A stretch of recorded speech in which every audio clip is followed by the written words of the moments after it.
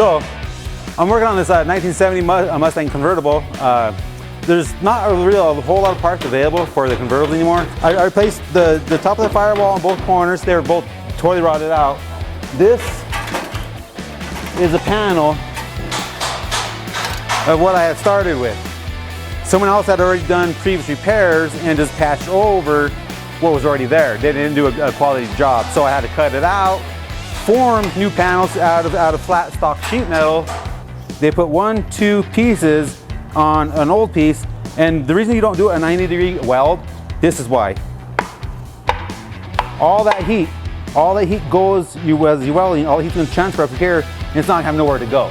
So the heat's going to warp the metal and deform the metal molecules, and then you get a tin can, or they call it an oil can, and you will never get that to be out. And so I had to cut this whole panel out on the passenger side of the firewall and replace it, because you'll be driving down the road, hit a bump, boom, hit a bump, boom. You don't want to listen to that inside your car. So I'm getting all my panels fitted and tack welded on so I can get my rain bucket here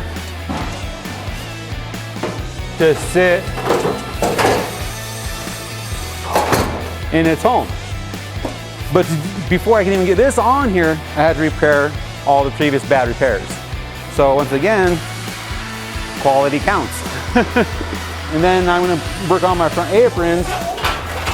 Luckily, they make front aprons for the 70 Mustang convertible also, and a hardtop.